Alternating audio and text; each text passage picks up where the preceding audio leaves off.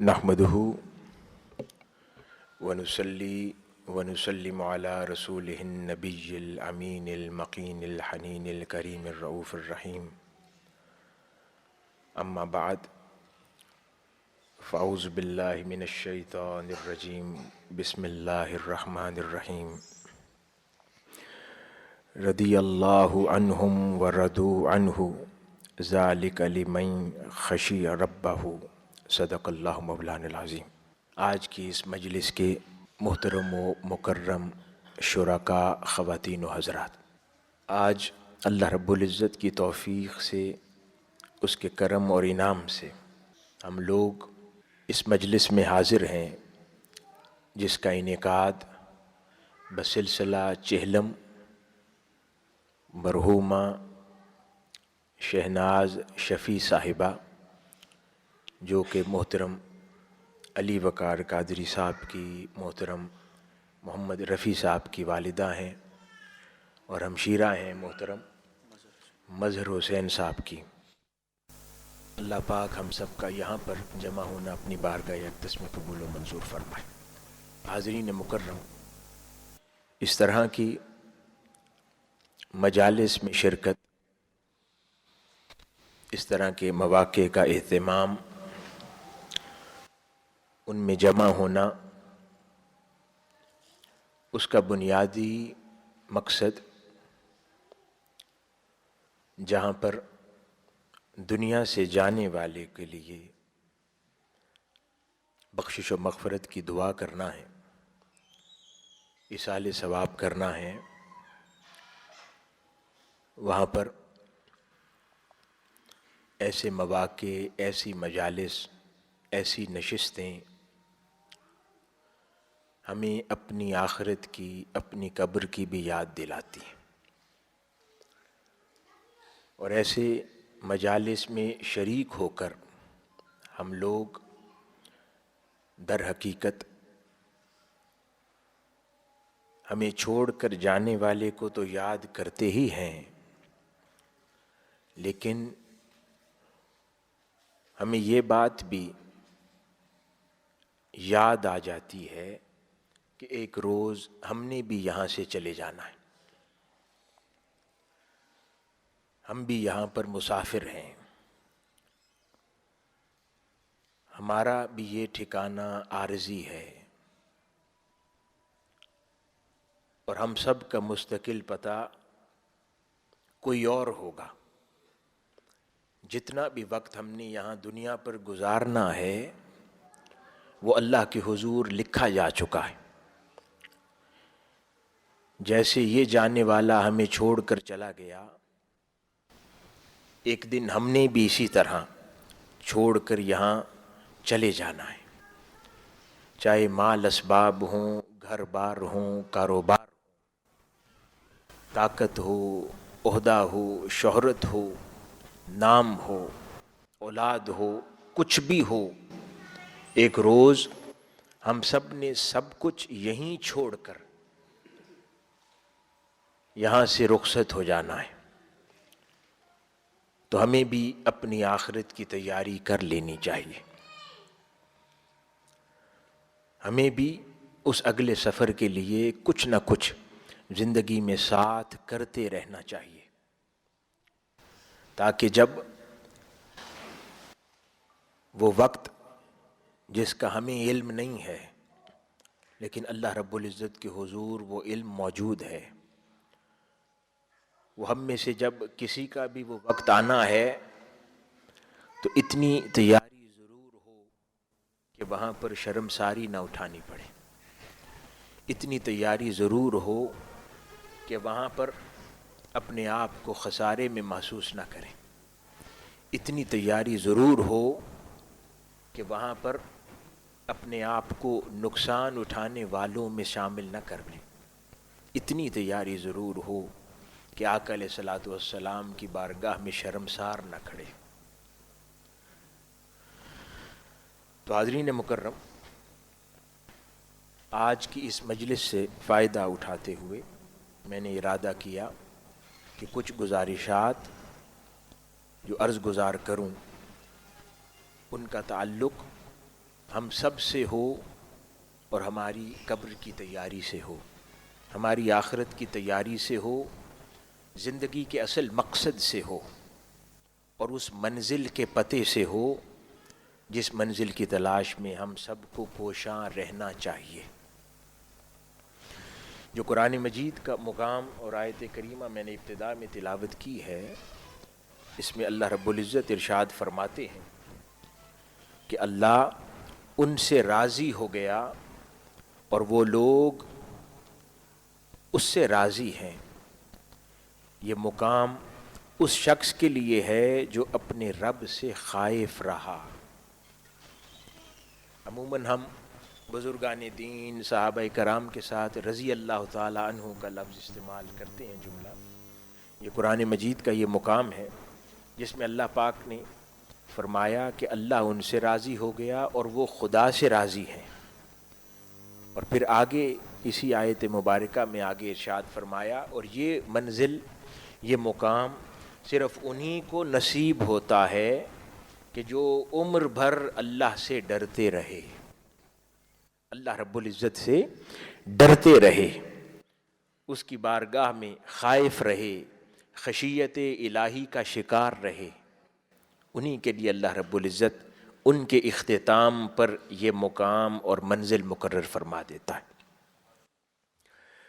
تو حاضرین مکرم، ایک بات جو آشکار ہوتی ہے قرآن مجید کی اس آیت مبارکہ سے، وہ یہ کہ جو منزل جس کی یہاں پر بات کی جا رہی ہے اور جس کو اللہ رب العزت کے ہاں کامیابی تصور کیا جاتا ہے کسی بھی انسان کے لیے، وہ یہ ہے کہ جب وہ دنیا سے جائے تو خدا اس سے راضی ہو اور وہ اپنے مولا سے راضی ہو۔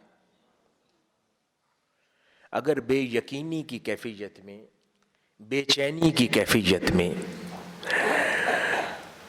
تشنگی کی کیفیت میں، ڈپریشن کے احساسات کے ساتھ، حسرت کے ساتھ، خوف کے ساتھ، بے چینی کے ساتھ اگر وہ دنیا چھوڑے تو یہ اس نے کامیابی کی منزل نہ پائی۔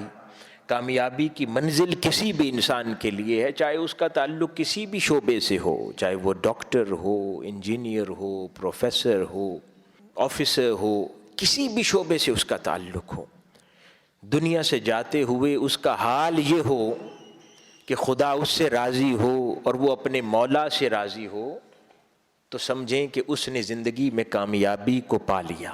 اگر وہ حسرتوں کے سائے میں، پریشانیوں کے سائے میں، خلش کے ساتھ، خالی دل کے ساتھ، خالی احساسات کے ساتھ، ڈپریشن کے ساتھ دنیا سے جا رہا ہو، تو ہم یہ تصور نہیں کریں گے کہ اس آدمی نے کامیاب زندگی گزاری، چاہے وہ دنیا میں کتنا ہی بڑا طاقتور ہی کیوں نہ تھا، چاہے وہ دنیا میں کتنا ہی بڑا مالدار کیوں نہ تھا، چاہے وہ دنیا میں کتنا ہی زیادہ عہدہ اور شہرت ہی رکھنے والا کیوں نہ ہو۔ منزل کا پیمانہ یہ ہے کہ جب دنیا سے جائے تو خدا اس سے راضی ہو اور وہ خدا سے راضی ہو۔ اسی سلسلہ میں حدیث مبارکہ ہے، آقا علیہ الصلوۃ والسلام نے ارشاد فرمایا کہ اللہ تعالیٰ مومنین کے لیے تجلی فرمائے گا اور ان سے فرمائے گا کہ مجھ سے مانگو، وہ عرض کریں گے مولا ہمیں بس تیری رضا چاہیے۔ اللہ پاک جب اپنے مومن بندوں سے خوش ہوگا تو وہ تجلی فرمائے گا اور فرمائے گا کہ مانگو مجھ سے۔ تو مانگنے والے کتنے سمجھدار ہوں گے، وہ کہیں گے کہ مولا کچھ نہیں چاہیے، بس تجھ سے تیری رضا چاہیے۔ تو اس حدیث مبارکہ نے اس آیت مبارکہ کو ایکسپلین فردر فرما دیا، یہ کہہ کر کہ کسی بھی مومن مسلمان بندے کی منزل خدا کی رضا ہوتی، اس کے سوا کوئی اور منزل نہیں ہے جس کے لیے جیا جائے، اس کے علاوہ کوئی اور منزل نہیں ہے جس کے لیے مرا جائے۔ وہ ایک منزل ہے جس کو اللہ رب العزت کی رضا کہا جاتا ہے۔ حاضرین مکرم، آقا علیہ الصلوۃ والسلام کی ایک اور حدیث مبارکہ ہے، اس کو امام طبرانی نے اپنی کتاب میں نقل فرمایا۔ صحابہ کرام بیان کرتے ہیں، آقا علیہ الصلوۃ والسلام نے صحابہ کرام سے ارشاد فرمایا، تم لوگ کس حال پر ہو، تم لوگ کیا ہو؟ تو صحابہ کرام نے آقا علیہ الصلوۃ والسلام کی بارگاہ میں عرض کیا کہ یا رسول اللہ صلی اللہ علیہ وآلہ وسلم، ہم مومن ہیں۔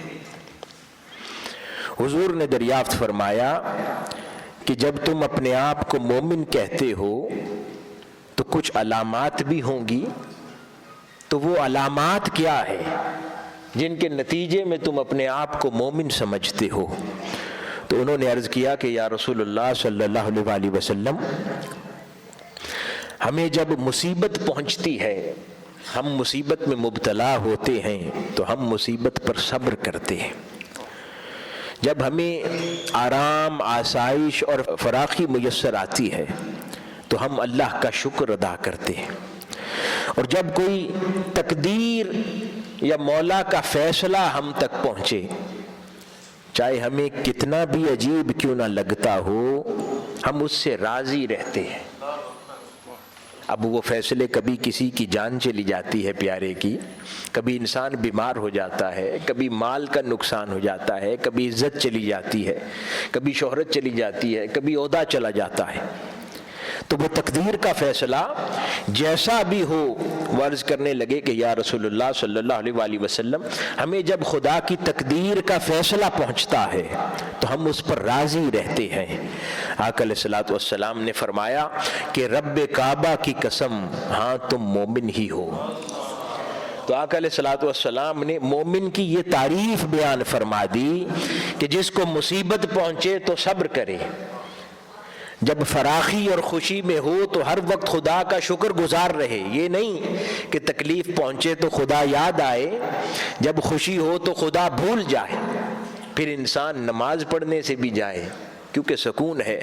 جب پریشانی میں مبتلا ہو تو پھر 5 وقت کی نماز بھی یاد آئے، ذکر اذکار بھی یاد آئے، ہر شے پھر یاد آئے۔ نہیں، جب تکلیف پہنچے تو صبر کرے، جب مسرت میں ہو تب بھی خدا کا شاکر رہے، اور جب کوئی تکلیف اور تقدیر کا معاملہ پہنچے تو اسے اپنے مولا کی طرف سے جان کر اس کی رضا پہ راضی ہو جائے۔ ایک اور مقام پر سیدنا موسیٰ علیہ السلام کی روایات میں آتا ہے کہ بنی اسرائیل نے سیدنا موسیٰ علیہ السلام کی بارگاہ میں عرض کیا کہ اے اللہ کے نبی، آپ اپنے رب سے کوئی ایسا عمل ہمیں پوچھ کر بتا دیں کہ جو ہم کریں تو اللہ ہم سے راضی ہو جائے، مولا ہم سے راضی ہو جائے۔ سیدنا موسیٰ علیہ السلام نے اللہ رب العزت کی حضور یہ معاجرہ پیش فرمایا۔ موسیٰ علیہ السلام نے، اللہ رب العزت نے ارشاد فرمایا کہ اے موسیٰ، ان سے کہہ دو کہ مجھ سے راضی رہا کریں تاکہ میں ان سے راضی رہا کروں۔ کتنی پیاری مختصر بات ہے، اس میں سب آ جاتا ہے کہ موسیٰ بس یہ ایک عمل کر لیا کریں کہ انہیں کہو مجھ سے راضی رہا کریں، میں جس حال میں رکھوں مجھ سے راضی رہا کریں، میں جس تکلیف میں رکھوں مجھ سے راضی رہا کریں، میں انہیں مال دوں تب بھی راضی رہیں، میں انہیں بھوکا رکھوں تب بھی راضی رہیں، میں انہیں خوشحال رکھوں مجھ سے راضی رہیں، میں انہیں تنگ دست رکھوں مجھ سے راضی رہیں، ان کے پیارے کی جان لے لوں مجھ سے راضی رہیں، ان کو ایک نعم البدل دے دوں مجھ سے راضی رہیں، میں انہیں عزت دے دوں مجھ سے راضی رہیں، میں عزت واپس لے لوں مجھ سے راضی رہیں۔ موسیٰ ان سے کہہ دو مجھ سے راضی رہا کریں، بس یہ ایک عمل کر لیں میں ان سے راضی ہو جاؤں گا۔ ریسیپروکیٹ کریں، یہ مجھ سے راضی رہیں میں ان سے راضی رہوں گا۔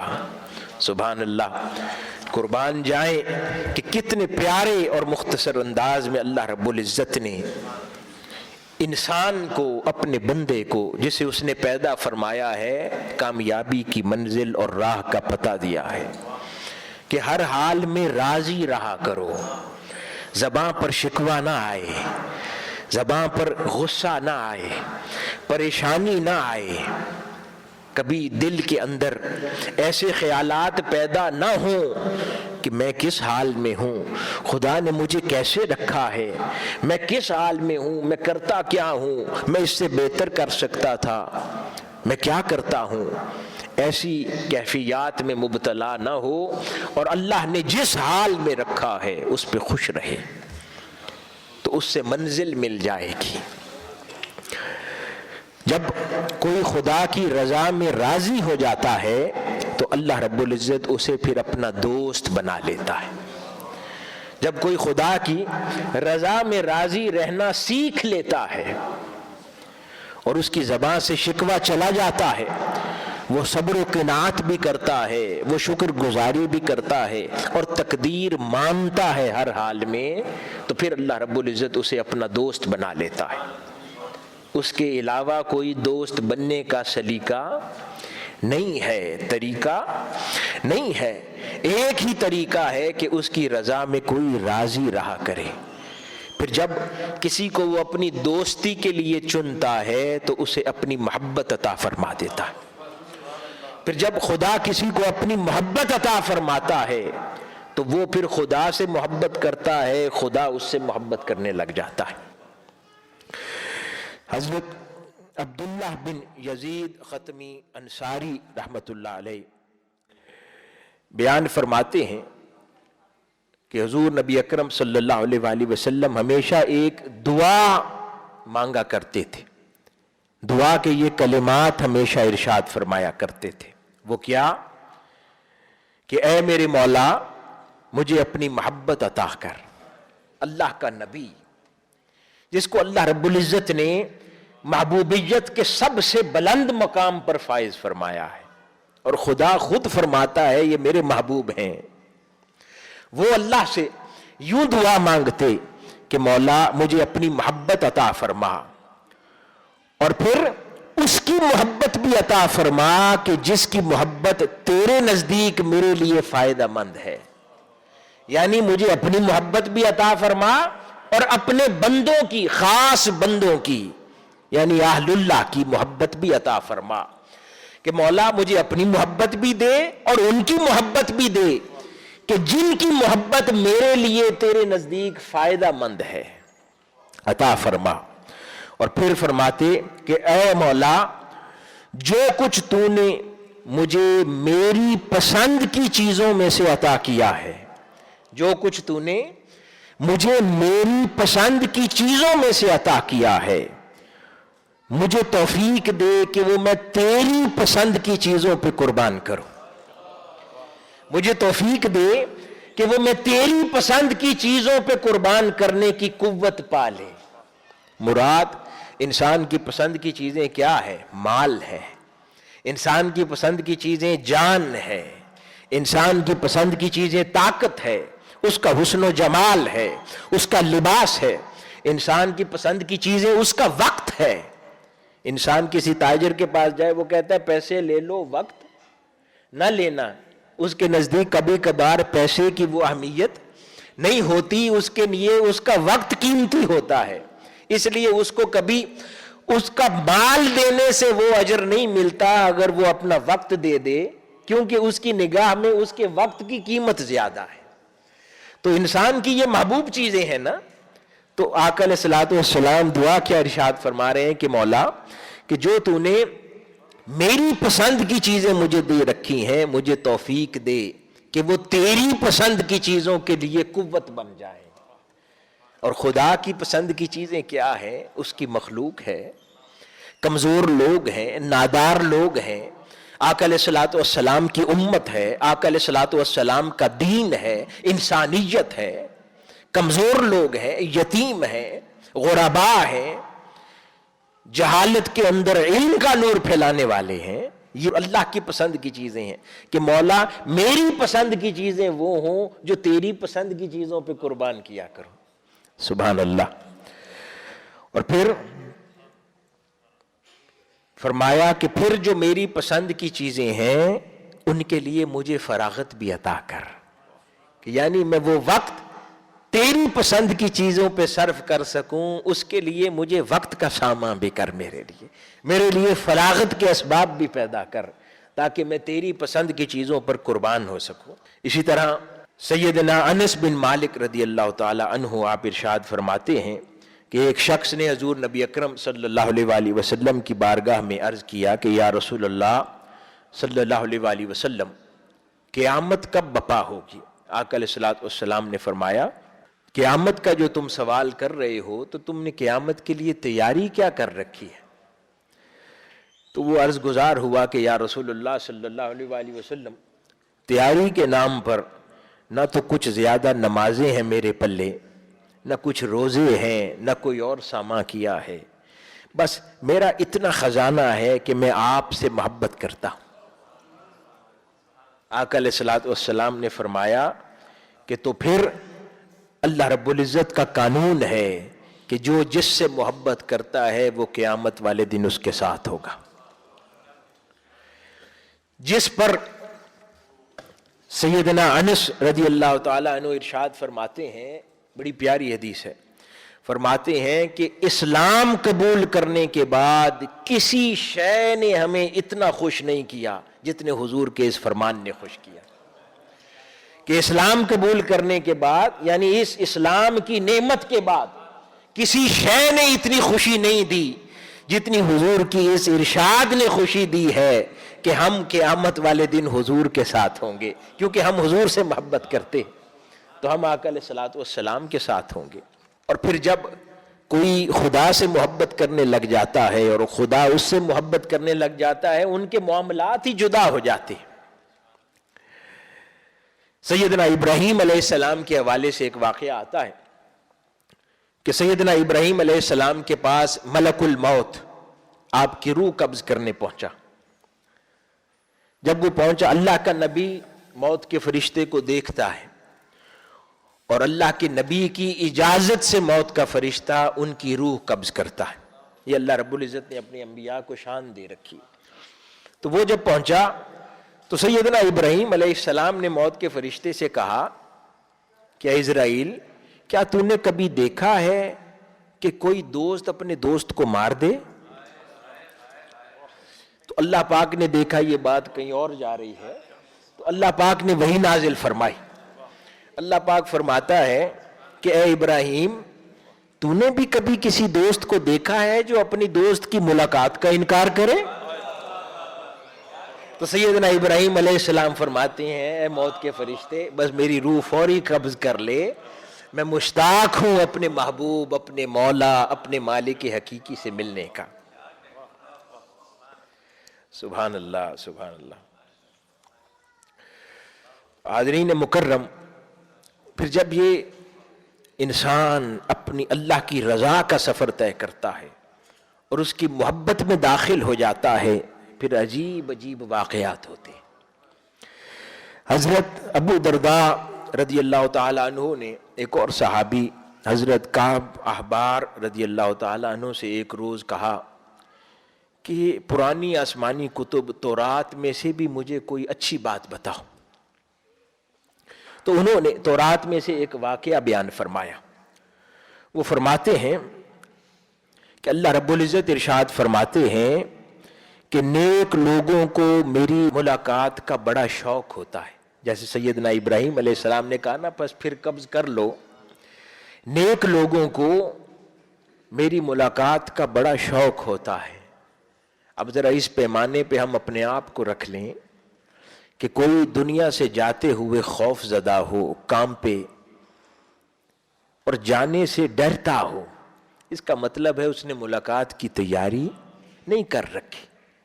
اور جو تیار ہو وہ منتظر رہتا ہے کہ کب بلاوا آئے، وہ انویٹیشن آئے اور میں ملاقات کے لیے جا پہنچوں۔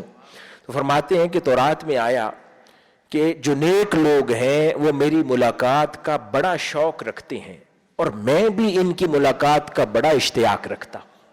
قربان جائیں جب مالک اپنے بندے کے لیے یہ کہے، قربان جائیں جب مولا اپنے پیدا کردہ ایک حقیر سے انسان کے لیے کہے، قربان جائیں وہ انسان جس کو اللہ پاک نے ایک حقیر سے ناپاک قطرے سے پیدا فرمایا ہے، وہ انسان جس کی ابتدا ایک حقیر سے ناپاک قطرے سے ہے، اور وہ پھر اس قابل بن جائے کہ وہ مالک حقیقی اس کے لیے کہے کہ میں بھی اس سے ملنے کا بڑا اشتیاق رکھتا ہوں۔ پھر فرمایا کہ اللہ رب العزت فرماتا ہے جو شخص میرا طالب ہوگا وہ مجھے پا لے گا، اور جو میری غیر کی طلب رکھتا ہوگا، یعنی خدا کے سوا اس کی مخلوق کی طلب رکھتا ہوگا، چاہے وہ مخلوق دنیا ہے، چاہے وہ مخلوق مال ہے، چاہے وہ مخلوق عزت منصب شہرت عہدہ ہے، دنیا کا حسن و جمال ہے، چاہے جو کچھ وہ مخلوق، یہاں تک کہ جنت اور دوزخ بھی اس کی مخلوق ہے، کہا جو میری مخلوق سے میرے سوا طلب رکھے گا اس کو میں وہ دے دوں گا جس کی وہ طلب رکھتا ہے، اپنا آپ نہیں دوں گا، صرف اسی کو اپنا آپ دوں گا جو ہر غیر کی طلب اپنے دل سے مٹا کر صرف میری طلب رکھے گا۔ اس لیے ہم نے سن رکھا ہے نا کہ حضرت بایزید بسطامی رضی اللہ تعالیٰ عنہ کے زمانہ اقدس میں کئی اور اہل اللہ، ان کے دل میں ہمیشہ یہ خیال رہتا تھا اللہ کے بندوں نیکوکاروں میں کہ ہم بھی بڑے پرہیزگار ہیں، عبادت گزار ہیں، بڑے پارسا ہیں، بڑی محنت کرنے والے ہیں، لیکن خدا نے جو بایزید بسطامی کو مقام دے رکھا ہے وہ ہمیں کیوں نہیں دے رکھا؟ تو انہوں نے خواب میں اللہ رب العزت کی یہ ندا سنی کہ ارے تم مجھ سے دنیا مانگتے ہو، تم مجھ سے عزت مانگتے ہو، شہرت مانگتے ہو، تم مجھ سے روحانیت میں مقامات مانگتے ہو، جنتیں مانگتے ہو، میں تمہیں وہ دیتا ہوں۔ بایزید نے مجھ سے کبھی یہ سب مانگا ہی نہیں، وہ جب بھی مانگتا ہے مجھ سے مجھی کو مانگتا ہے، اس لیے میں نے اپنا آپ بایزید کو دے رکھا ہے۔ تو حاضرین گرامی، یہ وہ بیان ہے کہ فرمایا کہ پھر جو میری طلب رکھتا ہے وہ مجھے پا لیتا ہے، جو غیر کی طلب رکھتا ہے وہ میرے غیر کو پا لیتا ہے۔ یہ سن کر حضرت ابو درداء رضی اللہ تعالیٰ عنہ نے ارشاد فرمایا کہ میں گواہی دیتا ہوں کہ یہی ارشادات میں نے تاجدار کائنات صلی اللہ علیہ وآلہ وسلم کی زبان اقدس سے بھی سنے ہیں۔ اسی طرح ایک اور مقام پر حضرت سیدنا داؤد علیہ السلام کی روایات میں آتا ہے کہ اللہ رب العزت نے آپ کی امت اور آج کی امت اور انسانیت کو سمجھانے کے لیے سیدنا داؤد علیہ السلام سے اس طرح خطاب فرمایا کہ داؤد زمین والوں کو یہ پیغام پہنچا دے کہ میں اس شخص کا حبیب ہوں جو مجھ سے محبت کرتا ہے، یعنی میں اس کا دوست ہوں جو مجھ سے محبت کرتا ہے، میں اس شخص کا ہم نشین ہوں جو میرا ہم نشین ہے، میں اس کا مونس ہوں جو میرے ذکر میں انس محسوس کرتا ہے، میں اس شخص کا دوست ہوں جو میرا دوست ہے، میں اس شخص کو پسند کرتا ہوں جو مجھے پسند کرتا ہے، میں اس شخص کی سنتا ہوں جو میری اطاعت کرتا ہے۔ ہم کہتے ہیں نا کتنی دعا کرتے ہیں، مولا سنتا ہی نہیں۔ اللہ پاک فرماتا ہے میں اس کی سنتا ہوں جو میری اطاعت کرتا ہے، اور جو شخص مجھ سے محبت کرتا ہے میں اس کے دل کا حال اچھی طرح جانتا ہوں اور اسے اپنے لیے قبول کر لیتا ہوں۔ سبحان اللہ۔ اور پھر فرمایا اس سے ایسی محبت کرتا ہوں، بڑی پیاری بات ہے، غور طلب۔ اللہ پاک فرماتا ہے کہ پھر میں ایسے شخص سے ایسی محبت کرتا ہوں کہ پھر میری مخلوق سے کوئی شے پھر اس کے اوپر مقدم نہیں رہتی، میں ہر شے پر مقدم اس کو کر دیتا ہوں جس سے میں محبت کرتا ہوں۔ اور جو شخص حق کے ساتھ میری جستجو کرتا ہے وہ مجھے پاتا ہے، اور جو غیر کا طالب رہتا ہے وہ مجھے نہیں پاتا۔ اے زمین والو، تم دنیا کے غرور کا پردہ چاک کر دو اور میری کرامت، میری صحبت اور میری ہم نشینی اپنا لو، میرے ساتھ انس کیا کرو، تمہارے ساتھ میں بھی انس کروں گا اور تمہاری محبت کی طرف سبقت کروں گا۔ میں نے اپنے دوستوں کا، بڑی پیاری بات فرما رہا ہے اللہ رب العزت کہ میں نے اپنے دوستوں کا، اپنے انبیاء کا، اپنے اولیاء کا، میں نے فرماتا میں نے اپنے دوستوں کا خمیر، اپنے خلیل ابراہیم، اپنے کلیم موسیٰ اور اپنے صفی محمد صلی اللہ علیہ وآلہ وسلم کے خمیر سے بنایا ہے۔ اللہ پاک کیا فرماتا ہے کہ میں نے اپنے دوستوں کا خمیر سیدنا ابراہیم علیہ السلام کے خمیر سے، سیدنا موسیٰ علیہ السلام کے خمیر سے اور تاجدار کائنات صلی اللہ علیہ وآلہ وسلم کے خمیر سے بنایا ہے۔ سبحان اللہ۔ اور پھر فرماتا ہے کہ میں اپنے مشتاقین کے دل اپنے نور سے پیدا کرتا ہوں۔ وہ لوگ جو خدا کے عاشق ہوتے ہیں، وہ لوگ جو خدا کے عشق میں رہتے ہیں، خدا کے عشق میں جیتے ہیں، خدا کے عشق میں مرتے ہیں، ان کا مطمع نظر اللہ کی محبت اور عشق ہی رہتا ہے۔ فرماتا ہے میں ایسے لوگوں کے دل اپنے نور سے بناتا ہوں۔ سبحان اللہ۔ اور پھر فرماتا ہے کہ میں ان کی پرورش اپنے جلال سے کرتا ہوں، اپنے نور سے ان کے دل بناتا ہوں اور ان کی پرورش اپنے جلال سے کرتا ہوں۔ اسی طرح ایک اور بزرگ فرماتے ہیں کہ اللہ رب العزت نے اپنے ایک نبی کو، اپنے دوست کو اس نے وحی فرمائی، اور وحی میں یوں ارشاد فرمایا کہ میرے بعض بندے ایسے ہیں جو مجھ سے محبت کرتے ہیں اور میں ان سے محبت کرتا ہوں، وہ میرے مشتاق رہتے ہیں، میں ان کا مشتاق رہتا ہوں، وہ مجھ سے اشتیاق رکھتے ہیں، میں ان سے اشتیاق رکھتا ہوں، وہ میرا ذکر کرتے ہیں، میں ان کا ذکر کرتا ہوں، وہ میری طرف دیکھتے رہتے ہیں، میں ان کی طرف دیکھتا رہتا ہوں۔ سبحان اللہ۔ قربان جائیں ایسے انسان کی قسمت پر کہ خدا جس کے لیے کہے وہ میری طرف تکتا رہتا ہے، میں اس کی طرف تکتا رہتا ہوں، وہ میری طرف دیکھتا رہتا ہے، میں اس کی طرف دیکھتا رہتا ہوں۔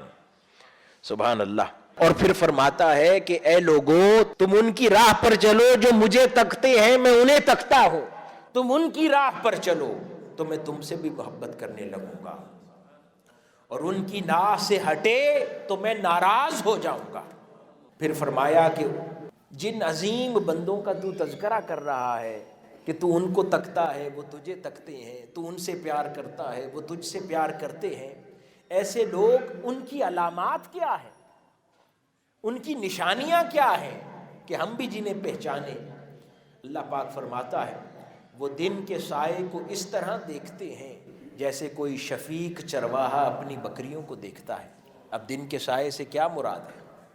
عصر کی نماز، نمازوں کا لحاظ اور خیال اس طرح رکھتے ہیں کہ کوئی نماز قضا، اس زمانے میں گھڑیاں تو نہیں تھیں، سائے کو دیکھ کر پڑھتے تھے، تو یعنی وہ دیکھ دیکھ کر سائے کا اس طرح لحاظ کرتے ہیں کہ کوئی نماز نہ چھوٹ جائے۔ اور پھر جب سورج ڈھلتا ہے اور ڈوب جاتا ہے اور اس سورج ڈوب جانے کے اتنے مشتاق رہتے ہیں جیسے شام کو پرندے اپنے گھروں کے لوٹ جانے کا مشتاق رہتے ہیں، اس طرح وہ سورج ڈھلنے کا انتظار کرتے ہیں۔ اور جب رات اپنے بازو پھیلا دیتی ہے اور تاریکی چھا جاتی ہے، بستر لگ جاتے ہیں، اس حال میں وہ اپنی کمروں کو بستر سے جدا کر لیتے ہیں اور میرے حضور کھڑے ہو جاتے ہیں، پھر وہ میرے کلام کے ذریعے مجھ سے سرگوشیاں کرتے ہیں، اور پھر وہ میرے کلام کے ذریعے مجھ سے باتیں کرتے ہیں، پھر میرے انعام کے لیے میری خوشامد کرتے ہیں، پھر ان میں سے کچھ چیخ چیخ کر راتوں کو روتے ہیں، ان میں سے کچھ گھٹ گھٹ کر راتوں کو روتے ہیں، یہ الفاظ ہے، ان میں سے کچھ چیخ چیخ کر راتوں کو روتے ہیں، ان میں سے کچھ گھٹ گھٹ کر راتوں کو روتے ہیں، پھر ان میں سے کچھ ایسے ہیں جو واویلا کرتے ہیں، جو کچھ ایسے ہیں جو مجھ سے نہ ملنے کا شکوہ کرتے ہیں، کچھ ایسے ہیں جو بیٹھ کر روتے ہیں، کچھ ایسے ہیں جو میرے حضور قیام کر کے روتے ہیں مگر روتے ہیں، پھر ان میں کچھ ایسے ہیں جو رکوع میں رہتے ہیں، کچھ ایسے ہیں جو رات بھر سجدہ ریز رہتے ہیں۔ ان کے شکوے اے لوگوں جان لو میں ان کے شکوے بھی سنتا ہوں، میں ان کی مشقتیں بھی دیکھتا ہوں، میں ان کے مجاہدے بھی دیکھتا ہوں۔ اللہ پاک فرماتا ہے کہ کہہ دو میرے ایسے لوگوں سے ان کے شکوے، ان کی مشقتیں، ان کے مجاہدے میرے سر آنکھوں پر ہیں۔ اللہ اکبر۔ مالک کہہ رہا ہے اپنے بندے سے، مولا کہہ رہا ہے اپنی مخلوق سے، آقا کہہ رہا ہے اپنے خادم سے کہ کہہ دو ان سے کہ ان کی مجاہدے، ان کی مشقتیں، ان کے یہ شکوے میری سر آنکھوں پر ہیں۔ سبحان اللہ، سبحان اللہ۔ پھر اللہ پاک فرماتا ہے کہ میں اپنے نور کے ذریعے ان کے دل میں یہ بات ڈال دیتا ہوں کہ جس طرح میں تمہاری خبر آسمانوں میں دیتا ہوں، اب تم میری خبر زمین والوں میں دیا کرو۔ کہ جو لوگ اس قابل ہو جاتے ہیں، اللہ پاک فرماتا ہے پھر میں ان کو یہ بات القاء کر دیتا ہوں اپنے نور کے ذریعے ان کے دلوں میں، کہ جس طرح میں تمہاری خبر آسمان والوں کو دیتا پھرتا ہوں، تم میری خبر اس طرح زمین والوں کو دیا کرو۔ پھر دوسری بات فرماتا ہے کہ میں ان کو یہ بات بھی بتا دیتا ہوں کہ آسمان اور زمین کے مابین جو کچھ بھی میں نے تخلیق کیا ہے، تمہارے مقابلے میں میری نظر میں ہر شے حقیر ہے۔ اللہ پاک کتنی پیاری باتیں ان سے کرتا ہے جن سے راضی ہو جاتا ہے۔ فرماتا ہے کہ میں ان کو بتا دیتا ہوں یہ بات کہ جان لو، گھبرایا نہ کرو، کہ جو کچھ بھی میں نے زمین اور آسمان کے درمیان تخلیق کیا ہے تیرے مقابلے میں سب حقیر جانتا ہوں، تو سب سے بہتر ہے۔ اور تیسری شے اللہ پاک فرماتا ہے کہ میں ان کو یہ بھی بتا دیتا ہوں کہ میں نے اپنا مقدس چہرہ تمہاری جانب موڑ لیا ہے۔ اور آگے کتنی پیاری بات فرماتا ہے، آگے راز میں بات کر دی کہ آگے تم جانتے ہو کہ جب میں چہرہ کسی کی طرف موڑ لوں تو کیا مراد ہے۔ یہاں پر بات ختم کر دی کہ جب کوئی اس قابل ہو جاتا ہے تو اپنا چہرہ اس کی طرف کر لیتا ہوں، اور پھر اس سے مخاطب ہو کے فرماتا ہے آگے تم جانتے ہو کہ میرا چہرہ مڑ جائے کسی طرف تو اس سے کیا مراد ہے۔ اسی طرح حضرت داؤد علیہ السلام نے عرض کیا کہ مولا، تیرے مشتاق لوگ کون ہوتے ہیں جو تجھ سے محبت کرتے ہیں؟ اللہ پاک نے ارشاد فرمایا میرے مشتاق لوگ وہ ہیں جنہیں میں نے قدورتوں سے صاف کر دیا ہے۔ کتنی اہم بات ہے۔ ہم لوگ تو صبح و شام قدورتیں پالتے ہیں، کبھی کسی رشتہ دار کے لیے قدورت پالتے ہیں، کبھی کسی دوست کے لیے قدورت پالتے ہیں، کبھی کسی آفس میں کلیگ کے لیے قدورت پالتے ہیں، کبھی معاشرے کے لیے، کبھی محلے دار کے لیے، کبھی ہمسائے کے لیے۔ ہمارے دل تو ہر وقت قدورتوں سے بھرے رہتے ہیں۔ اگر یہ سفر کرنا چاہتے ہیں تو اللہ پاک فرماتا ہے کہ میرے مشتاق وہی بنتے ہیں جن کے دلوں کو میں قدورتوں سے صاف کر دیتا ہوں، اور پھر ان کو خوف پر آگاہ کر دیتا ہوں کہ خدا سے کیسے اور کس بات پر ڈرنا ہے۔ اور انہیں فرماتا ہے کہ اپنے آسمانوں پر میں رکھوں گا، اور پھر ان کے دل میں ایک ایسا سوراخ پیدا کر دیتا ہوں، وہ اپنے دل کے ذریعے مجھے تکتے رہتے ہیں، اور وہ مجھے دیکھتے ہیں، میں انہیں دیکھتا ہوں، اور ایسے لوگوں کے قلوب اپنے ہاتھ سے اٹھاؤں گا۔ اللہ پاک فرماتا ہے کہ میں ایسے خاص بندوں کے دل اپنے ہاتھ سے اٹھاؤں گا اور انہیں اپنے آسمانوں پر رکھوں گا، پھر اپنے منتخب فرشتوں کو بلاؤں گا، وہ آ کر میرے حضور سجدہ ریز ہو جائیں گے۔ میں انہیں کہوں گا کہ فرشتوں، میں نے تمہیں اپنے حضور سجدہ کرنے کے لیے نہیں بلایا، میں نے تو تمہیں اپنے پیاروں کا دل دکھانے کے لیے بلایا ہے۔ اور پھر فرماتا ہے اللہ پاک کہ میں اپنے ان نیک عاشق بندوں کے دل فرشتوں کو دکھا دکھا کر ان پر فخر کروں گا کہ دیکھو یہ کیسے یہ دل تھے جو میری محبت میں تڑپتے تھے، کیسے یہ دل تھے جو مجھ سے ملنے کے مشتاق رہتے تھے، کیسے یہ دل تھے جو میری محبت میں تڑپتے رہتے تھے۔ فرماتا ہے کہ میں فرشتوں کو ان کے دل دکھا دکھا کر ان پر فخر کروں گا۔ اور قربان جائیں، پھر اللہ پاک فرماتا ہے کہ ان کے دل آسمانوں میں ایسے چمکیں گے جیسے زمین والوں کے لیے سورج چمکتا ہے۔ میرے عاشقوں کے دل آسمانوں میں ایسے چمکیں گے جیسے زمین والوں کے لیے سورج چمکتا ہے۔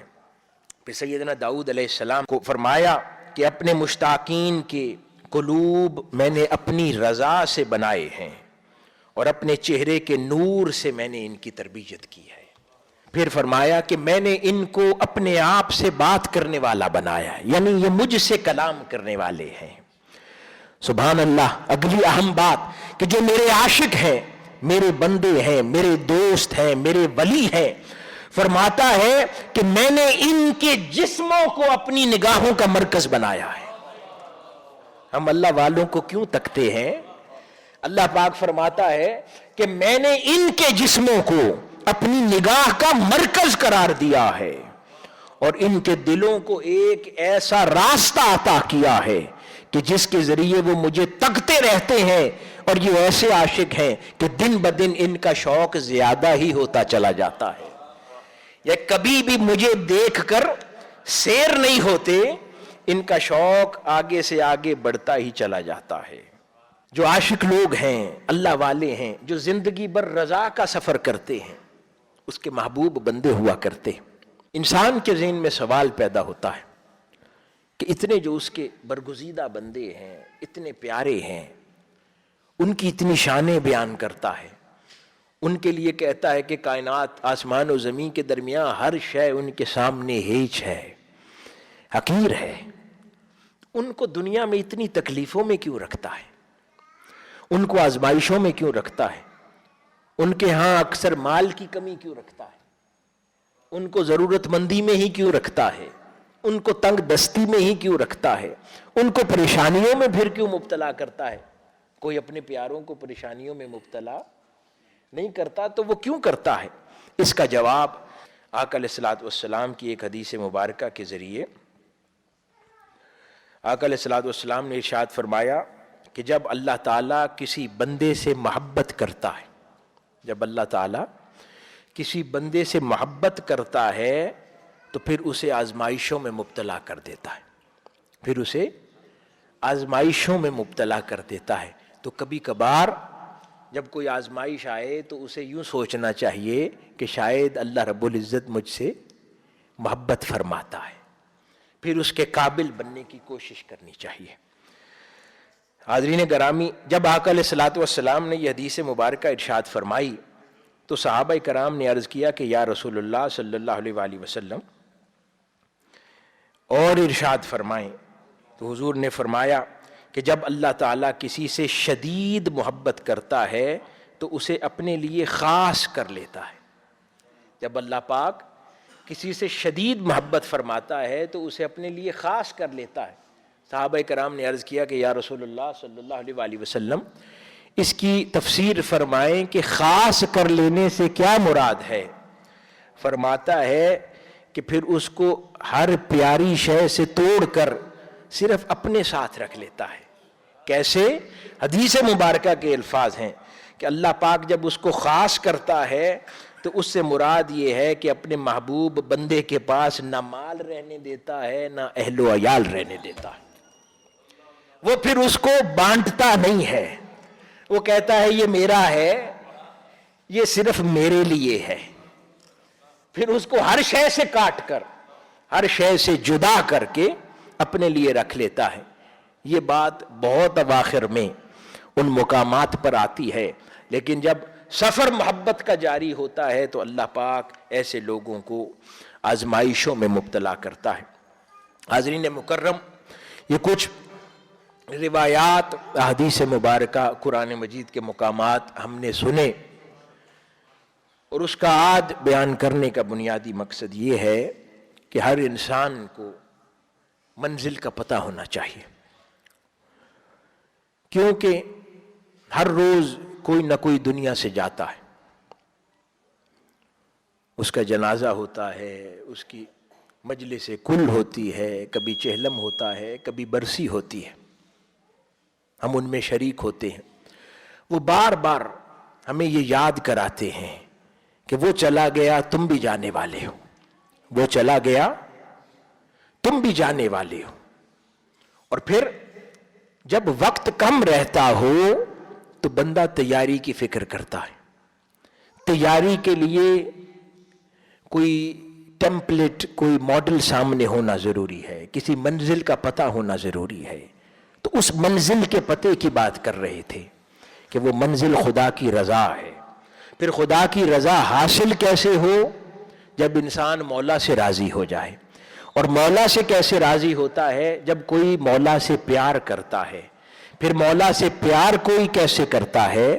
پھر اس کے کچھ تذکرے ہم نے سنے کہ جب مولا سے کوئی پیار کرتا ہے، مولا جب اس سے کیسے پیار کرتا ہے تو پھر اس کو کیا دے دیتا ہے. تو یہ منزل ہے، یہ راستہ ہے، اس کی ہمیں فکر کرنی ہے. اللہ سے محبت کرنی ہے، آقا علیہ الصلوۃ والسلام سے محبت کرنی ہے، اور پھر حضور کی دعا کے ان الفاظ اور ارشادات کی روشنی میں پھر ان اللہ والوں سے محبت کرنی ہے جن کو اللہ رب العزت نے اس دنیا میں ہمارے سامنے ایک رول ماڈل کے طور پر رکھا ہے، تاکہ ان سے جڑ جائیں اور ہمیں ان کا وہی سلیقہ اور راستہ میسر آ جائے جن پر وہ چلتے رہے اور انہوں نے منزلوں کو پایا ہے. تو ہم سب کو فکر کرنی ہے. آخر میں سیدنا عمر بن الخطاب رضی اللہ تعالی عنہ اور مولا علی شیر خدا رضی اللہ تعالی عنہ، ان دونوں صحابہ کو آقا علیہ الصلوۃ والسلام نے فرمایا تھا کہ میرا ایک غلام عاشق جس کا دل میرے لیے دھڑکتا ہے، وہ رہتا ہے کرن میں، تو اس سے کبھی جا کر ملنا. تو وہ دونوں ان کی زیارت کے لیے پہنچے. وہ اپنی عبادت میں مشغول تھے. جب وہ عبادت میں مشغول تھے، دیکھا وہ نماز پڑھ رہے تھے اور وہ ریوڑ چراتے تھے. ان کے ریوڑ کی رکھوالی بھیڑیے کر رہے تھے. وہ منظر دیکھتے رہے. پھر جب وہ نماز سے فارغ ہوئے تو ان کے پاس بیٹھے، آقا علیہ الصلوۃ والسلام کا سلام ان تک پہنچایا اور کچھ باتیں عرض کی. تھوڑی دیر نشست کی اور اس کے بعد سیدنا ویس کرنی رضی اللہ تعالیٰ عنہ فرمانے لگے کہ اب ہم مجلس کو ختم کرتے ہیں، قیامت قریب ہے، اب ہمیں کچھ تیاری کر لینی چاہیے. آج 1400 سال ہو گئے ہیں، قیامت تو نہیں آئی. اس سے مراد کیا ہے کہ جو فکر مند ہوتا ہے وہ وقت ضائع نہیں کرتا. جس کو A+ گریڈ لینا ہوتا ہے نا، وہ پھر پورے سال، وہ پھر امتحان کے قریب تیاری نہیں کرتا، وہ پورا سال تیاری کرتا ہے. اگر اس کو A لینا ہے، اس کو مارجن پاس ہونا ہے تو پھر 2-3 ماہ کی تیاری بھی ہو جاتی ہے. اگر اس کو ٹاپ سکور کرنا ہے تو وہ پورا سال ایک لمحہ بھی ضائع نہیں کرتا. تو حاضرین گرامی، وہ سیدنا ویس کرنی رضی اللہ تعالیٰ عنہ کو وہ کہنا کہ قیامت قریب ہے، کچھ تیاری کر لیتے ہیں، اس سے مراد یہ ہے کہ انسان نے جس دن مر جانا ہے اس کو کیا فرق پڑتا ہے کہ قیامت کتنے ہزار سال بعد آتی ہے. اس کی قیامت تو اسی دن ہو گئی جس دن وہ دنیا سے چلا گیا. تو اس سوال میں کیا رکھا ہے کہ قیامت نے کب آنا ہے؟ ہاں، اس کی موت نے جس دن آنا ہے اس کی قیامت اس دن ہو جاتی ہے، اور موت کی خبر کسی کو ہے نہیں ہے. کتنے جوان سال دنیا سے چلے جاتے ہیں، کتنے ادھیڑ عمر دنیا سے چلے جاتے ہیں، کتنے بڑھاپے کے لوگ دنیا سے چلے جاتے ہیں. جب ہمیں پتہ نہیں ہے تو وقت کا ضیاع پھر کیوں کرنا؟ حاضرین گرامی، آج کا پیغام یہ ہے کہ ہمیں اپنی آخرت کی، اپنی قبر کی تیاری کرتے رہنا چاہیے. اس کا یہ مطلب نہیں ہے کہ ہم دنیا کے کام چھوڑ دیں، یہ بھی فرائض میں سے ہے. ہم جو جابز کرتے ہیں، جو پروفیشنز ہیں ہمارے، جو روزگار ہیں، تجارت ہے، کاروبار ہے، پڑھتے ہیں، پڑھاتے ہیں، یہ سب بھی جینے کے سلیقے ہیں، فرائض میں سے ہے، یہ بھی ادا کرنے ہیں. لیکن اس کے ساتھ ساتھ جانے کی تیاری بھی کرتے رہنا ہے. کبھی سفر پہ جا رہے ہوں ہالیڈیز کے لیے تو کیا کرتے ہیں؟ آفس سے پورے مہینے کی چھٹی لے کے صرف ہالیڈیز کی تیاری کرتے ہیں، یا ساتھ کرتے رہتے ہیں؟ ساتھ کرتے رہتے ہیں. تو اس طرح دنیا کے کام کاج بھی کرتے رہنا ہے اور آخرت کی تیاری بھی کرتے رہنا ہے، تاکہ جس دن دنیا سے جائیں تو مولا ہم سے راضی ہو، ہم اپنے مولا سے راضی ہوں. آخر میں ایک بار پھر ہم دعا گو ہیں مرحومہ شہناز شفیع صاحبہ کے لیے کہ اللہ پاک ان کے درجات بلند فرمائے. جن کے سلسلہ میں اس تقریب کا انعقاد کیا گیا، اللہ پاک ان کی بخشش و مغفرت فرمائے اور جنتوں میں اونچے مقامات عطا فرمائے. ان کی اولاد کو، بیٹوں کو، دیگر اولاد کو، اہل خانہ کو، لواحقین کو اللہ پاک صبر جمیل عطا فرمائے. والسلام وما علینا الا البلاغ.